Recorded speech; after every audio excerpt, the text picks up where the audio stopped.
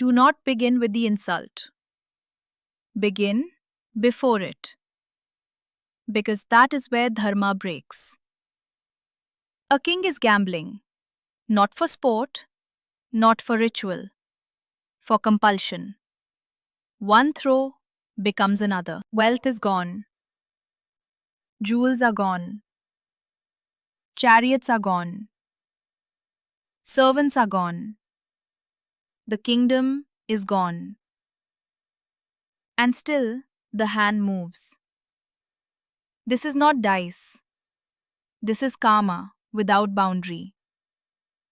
This is Artha being burned. And in that royal hall, full of elders, warriors, teachers, kings, no one stops it. That is the first wound. Yudhishthir loses everything. Then his brothers. Then himself. Pause here. Because once a man has lost himself, what authority remains? But the game does not stop. Shakuni looks again. Duryodhan leans forward. And then, the throw that should never exist. Draupadi, not asked, not present, made into a stake. A human being converted into a wager. And the hall accepts the language. As if this is normal. As if marriage means ownership. As if defeat gives control over another life. When greed destroys judgment, does rank still make an act lawful? A messenger is sent. Bring Draupadi, like property being summoned. But Dharma has not agreed, not yet. Because one woman will ask a question the entire Sabha avoided, and that question will expose everyone. The messenger arrives. You have been won. Listen to that. You have been won. A queen reduced to outcome. A person reduced to prize. Draupadi is angry but does not scream first. She cuts through it. That matters. Go back. Ask in the Sabha. Whom did he lose first? Himself or me? Silence. This is not emotion. This is law. If he had already lost himself, he is no longer sovereign. If he is bound, how can he bind another? If he has no self-mastery, how can he claim authority over her?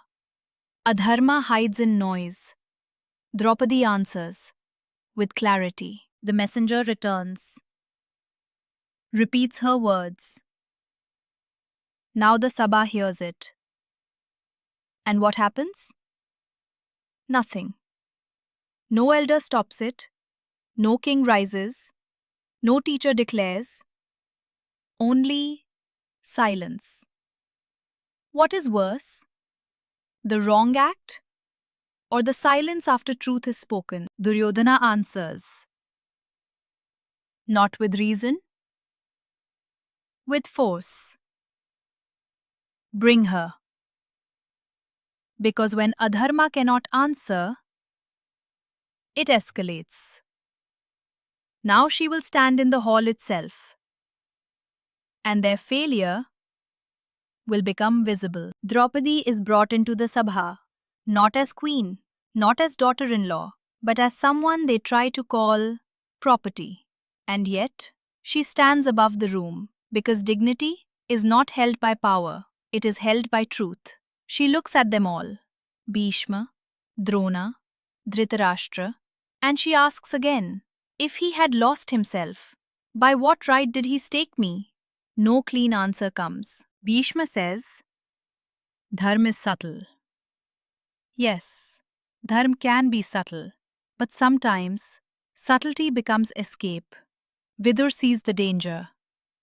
But the hall is already poisoned. When Dharma is not defended, Adharma grows, silently. Karn tells the court that she is just a harlot because she is married to the Pandavas. Duryodhan enjoys it. And Draupadi keeps doing one thing. She keeps asking. When institutions fail, who protects dharma? The system or the one who refuses to lie? She is no longer asking for herself alone. She is asking, what is this Sabha worth if truth has no defender? And because no one answers, the hall descends further. Now the violence begins. Dushasana lays hands on Draupadi, and the Sabha watches. This is the breaking point. A kingdom does not fall only by invasion. It falls when its hall forgets what must never be done. Draupadi's question now becomes deeper. Can a person be reduced to property? Can marriage erase selfhood? Can defeat create ownership? If the answer is yes, dharma has already left. Now pause and see clearly what is happening. This is not just cruelty. This is a clash of purusharthas. Kama has taken control.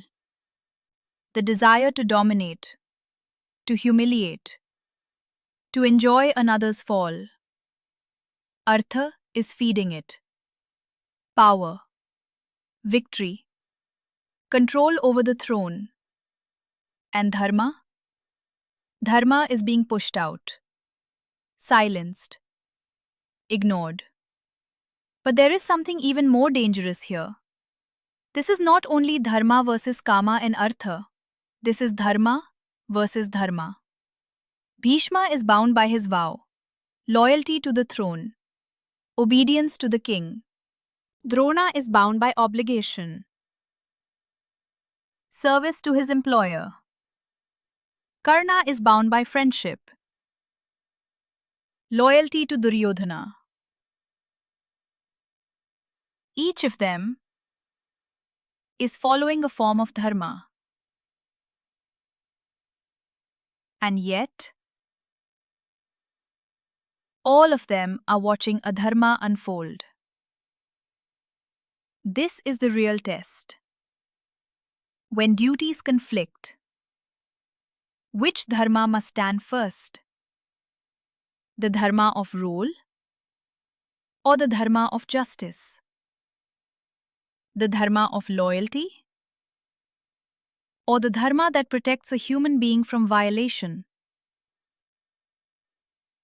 Because if a vow forces you to tolerate injustice, it is no longer dharma.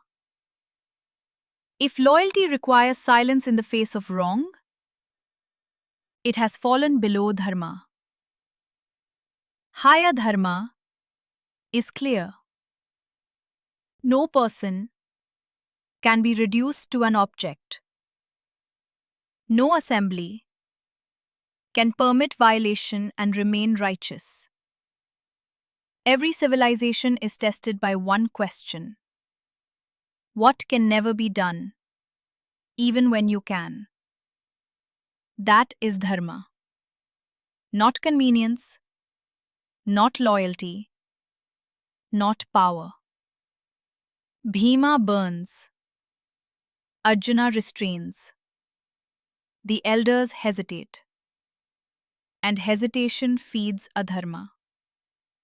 How many wrongs continue? Because good people choose the wrong dharma.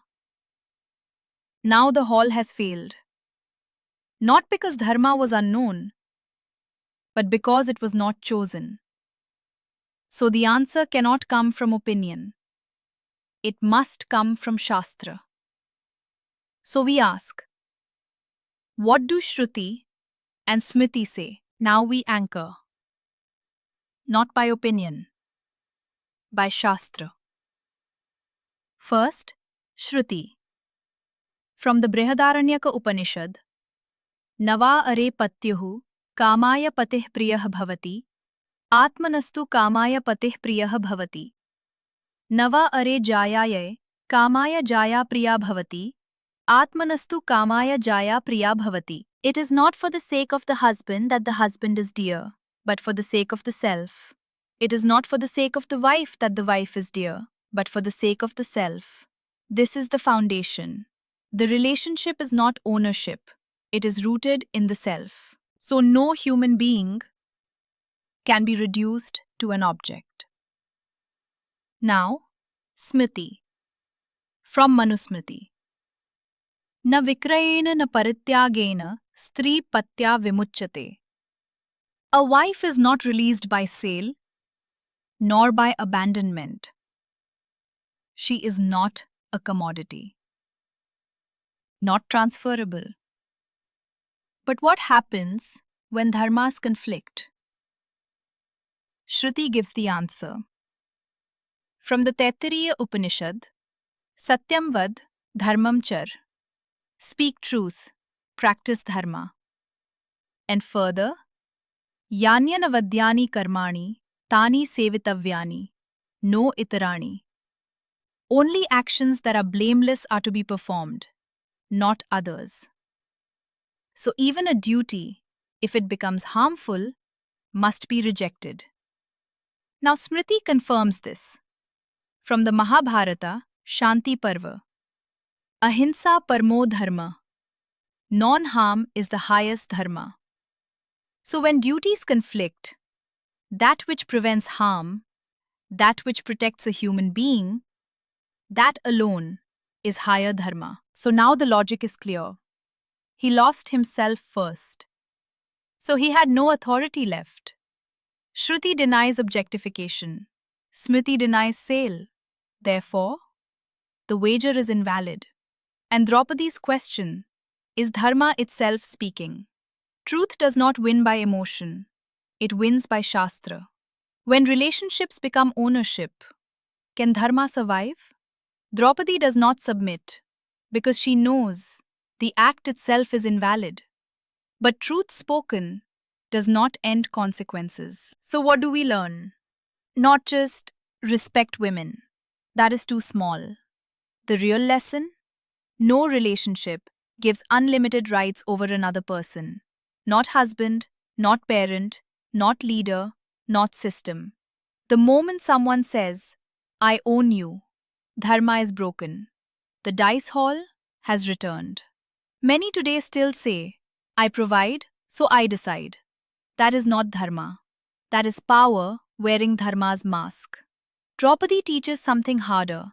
When adharma hides in procedure, ask the question. When the room is silent, ask the question. When power demands submission, ask the question. If you were in that sabha, would you have spoken? Because many knew, few acted.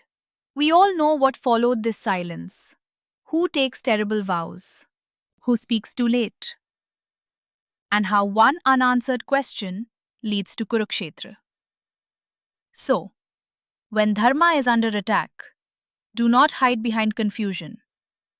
Anchor, speak, and never allow a human being to become a stake. Namaste.